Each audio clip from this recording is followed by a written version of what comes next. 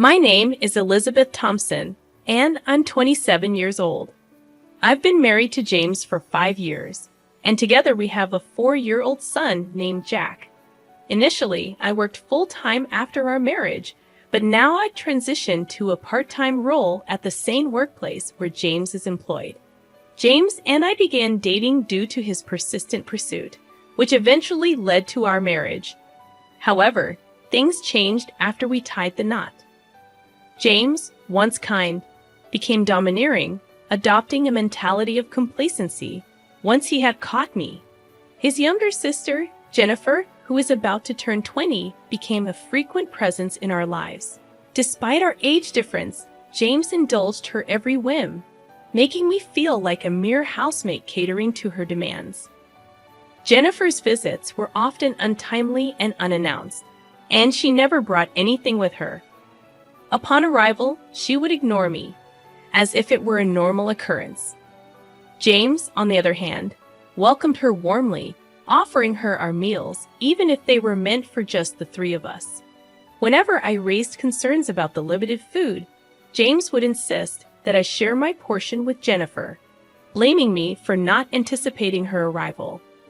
Although Jennifer would offer insincere apologies when prompted by James, it was evident that she enjoyed his unwavering support and care more than any genuine remorse. I found myself constantly sidelined, even during meals, as Jennifer would exclude both Jack and me from the table, insisting on private conversations with James. This exclusion extended to everyday tasks, as James and Jennifer seemed content to let me handle everything alone. I'd often felt like an invisible presence in my own home, relegated to the role of a housemaid while they enjoyed each other's company. One evening, as I was preparing to bathe Jack, James demanded that I fetch a specific dessert from a downtown bakery, despite the late hour. When I hesitated, citing Jack's bedtime routine, Jennifer joined in, pressuring me to comply with James's wishes. Fearing further confrontation, I reluctantly agreed, leaving Jack behind as I rushed to fulfill their request. As I stepped out of the house, I overheard James threatening me with divorce if I dared to defy him again, loud enough for Jack to hear. Despite his tender age, Jack's concerned expression mirrored my own fears and frustrations. I fought back tears as I turned to Jack, asking him, "What kind of cake do you want, Jack?" His eyes, cloudy with disappointment, lit up as he replied, "Mommy, I want a cake with lots of apples." We chatted animatedly about cake flavors on our way to the bakery, momentarily distracting me from the hurtful words. Arriving just before closing time, we found the selection limited.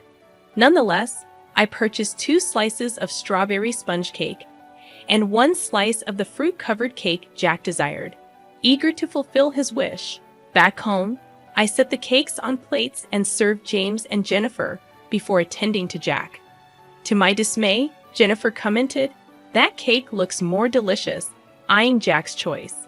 James, without hesitation, swapped Jack's cake for Jennifer's, dismissing Jack's protest. When Jack cried out, James callously stated, "I bought that cake with my own money, so you don't have the right to choose." Enraged by his cruelty, I confronted them, only to be met with James' threat of divorce once again.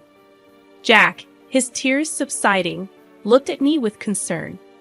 After a moment's hesitation, he bravely began to eat the cake Jennifer was supposed to have. "Mummy, this cake is delicious. I'm glad I got this one," Jack forced a smile, masking his true feelings. Seeing 3 adults imposing such hardship on a child stirred something within me. In response to Jack's feigned enjoyment, I suggested we eat in another room, away from the toxic atmosphere. Despite James's protests, I took Jack to the other room, allowing him to savor his cake in peace. Ignoring my husband and Jennifer, we enjoyed our time together, finding solace in each other's company. That night, we slept in Jack's bed, finding comfort in our bond. The next morning, as I awoke to start the day, Jennifer had already departed. While tending to James and Jack, I heard Jack crying. Rushing to him, I discovered his porcelain piggy bank, a gift from my father, shattered, its contents missing. Every night, Jack would bid goodnight to that piggy bank, a cherished routine now shattered. I had watched Jack bid goodnight to his piggy bank the previous evening, a small ritual he cherished. With a sinking feeling, I suspected James, who was in the living room, might know something about its sudden demise. So without delay, I questioned him. His response was callous, lacking any hint of remorse. She just needed a bit of money, so she broke the piggy bank, he stated indifferently, as if it were inconsequential. As Jack cried, I tried to console him, but soon found myself overcome with tears, unable to hold back the flood of emotion. I could endure the mistreatment from James and Jennifer, but seeing Jack left unprotected and wondering what he meant to James filled me with a sadness and anger I had never known. A mix of emotions surged within me, overwhelming my composure. As Jack and I wept, James chided, "Don't make me feel gloomy first thing in the morning," his words laced with irritation. Losing my patience, I confronted him openly, condemning his actions. "Don't you think what you did is wrong, even seeing Jack crying like this?" I exclaimed, breaking my resolve to shield Jack from marital discord. James, without a word, retrieved a document from the bedroom, a divorce form. "Shoving it at me," he declared. "If you're not satisfied with what I say and do, let's get a divorce," before storming off to work. Jack, who had never before cried over matters involving James and Jennifer, had been inconsolable since last night. I, too, had surpassed the limits of my patience. "Jack, let's take a break from daycare today, okay?" I suggested, hoping to provide him some comfort. With a resounding yay, Jack eagerly agreed, thrilled at the prospect of spending the date with me. As he nestled on my knee, his innocent gaze filled me with a sense of serenity, reminding me of the boundless patience harbored within a child's heart. Together, we decided to indulge in a day of play, to release the pent-up frustrations that weighed heavily upon us. Though I knew it would inconvenience my work, I felt it was the best course of action for Jack. After explaining the situation to my employer, we spent the day at the park, exhausting ourselves with laughter and games. By lunchtime, we returned home, where Jack, unusually clingy, nestled in my lap like a baby, finding solace in our shared embrace. I had originally planned to tackle some household chores while Jack napped. However, sensing the significance of the day, I decided to seek solace in watching Jack's peaceful slumber instead. Suddenly, the sound of the front door unlocking startled me. It was too early for James to be home. Hastily grabbing a nearby bag, I retreated to the bedroom closet, cradling Jack in my arms. Straining my ears, I discerned a familiar voice, Jennifer. She seemed to be searching for something, her rummaging filling the air with tension. Peeking through the slightly opened closet door, I observed Jennifer's actions and listened to her muttered frustrations. After a flurry of noisy activity, she made a phone call, expressing her inability to find what she was looking for. With a resigned sigh, she mentioned bro, before finally leaving and locking the door behind her. Emerging from the closet, I gently laid Jack on the bed, pondering the intrusion. What could James and Jennifer be searching for? And why did Jennifer have a key? I felt a wave of unease, as if James had become a stranger. In a rush, I packed Jack's essentials into the bag I had grabbed. Just as I finished, Jack stirred awake. "Jack, let's go to Grandpa's house," I said, taking his hand and hastily making our way to the station. Within moments, we were on a train headed to my parents' home, just 2 stops away. Arriving unannounced, my parents were surprised to see us. Jack wasted no time in playing with the family dog, his laughter easing my tension. As I explained the unsettling events to my parents, I couldn't shake the feeling of fear that lingered. I wondered if Jennifer's search was for something personal, perhaps my banking card from my single days. I became increasingly convinced that the missing item Jennifer and possibly James were searching for was indeed my banking card from my single days. This suspicion stemmed from the fact that I had once run a successful online shop for handmade goods, which had flourished with the help of friends I'd invited into the business. As my shop gained popularity and recognition, I had made plans for my trusted friends to manage it while I focused on motherhood. Balancing part-time office work with my responsibilities at home, I had kept my role as the company's president hidden from James.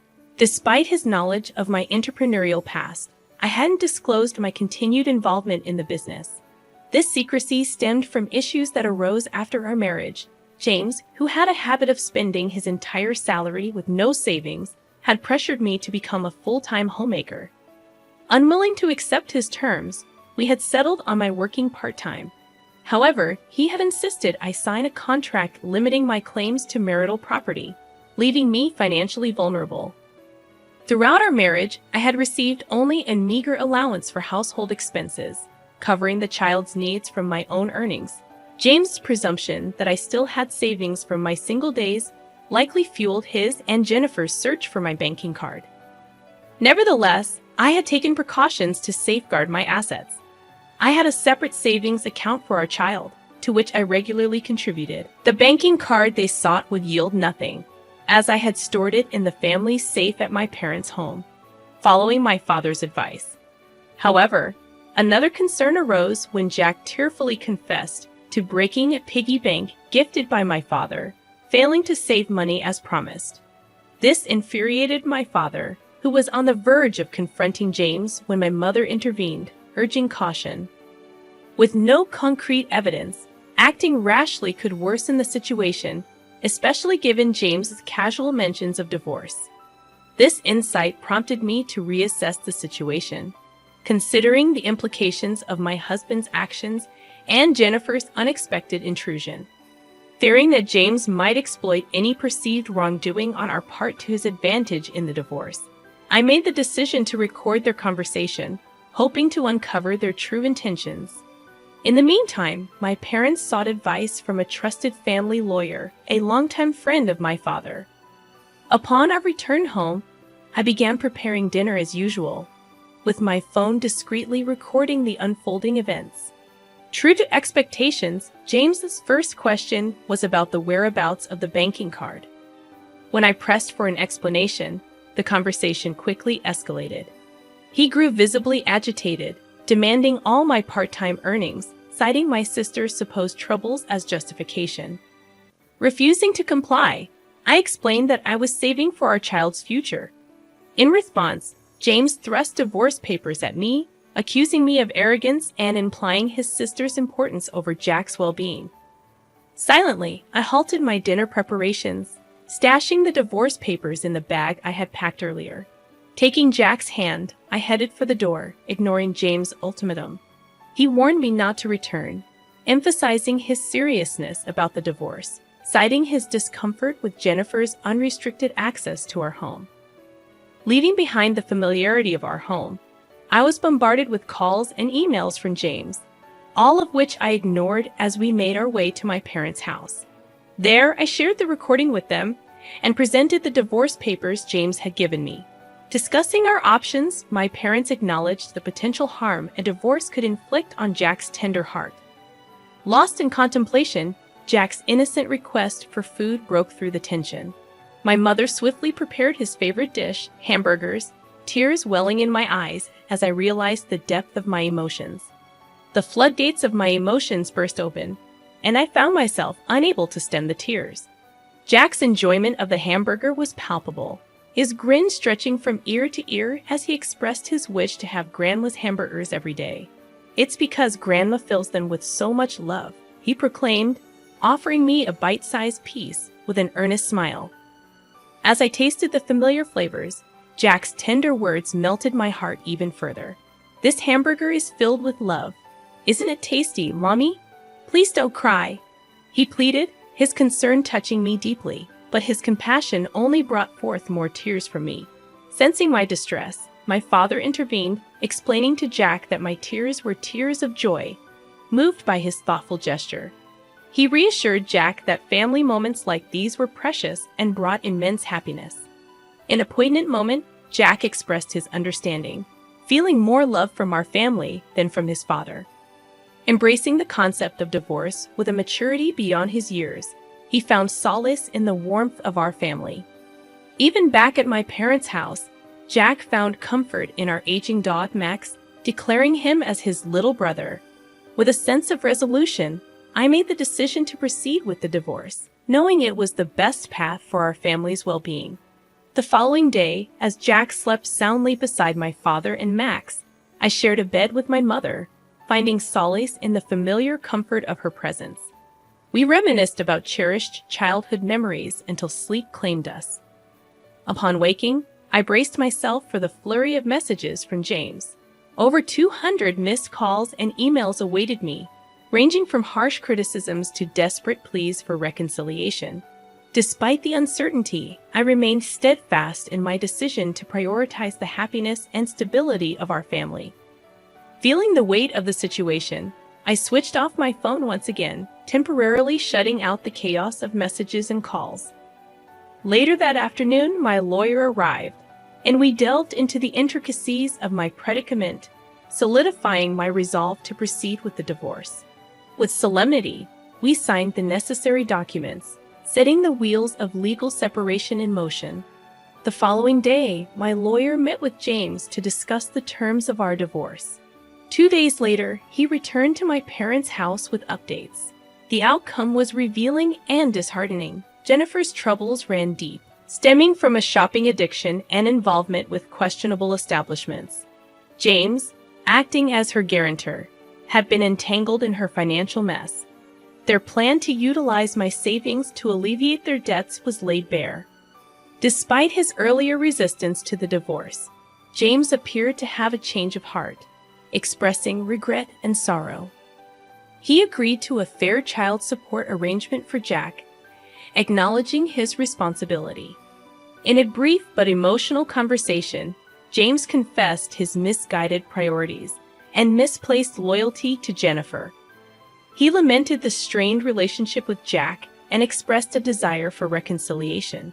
However, I remained resolute in my decision to move forward with the divorce, firmly closing the door on any chance of reconciliation. After our conversation, I embraced a fresh start, leaning on the support of my parents as I navigated the transition. Jack's well-being remained my priority, and I ensured his smooth transition to a new daycare. Meanwhile, I revitalized my career as a businesswoman, seizing the opportunity for personal growth and empowerment. As for James and Jennifer, I could no longer remain silent about their actions. I informed my in-laws, who, in a justified fury, decided to sever ties with them. Now living in modest circumstances, James and Jennifer faced the consequences of their choices, their once strong bond now fractured by blame and resentment. Their downfall served as my own form of retribution, a reminder of the consequences of betrayal and greed.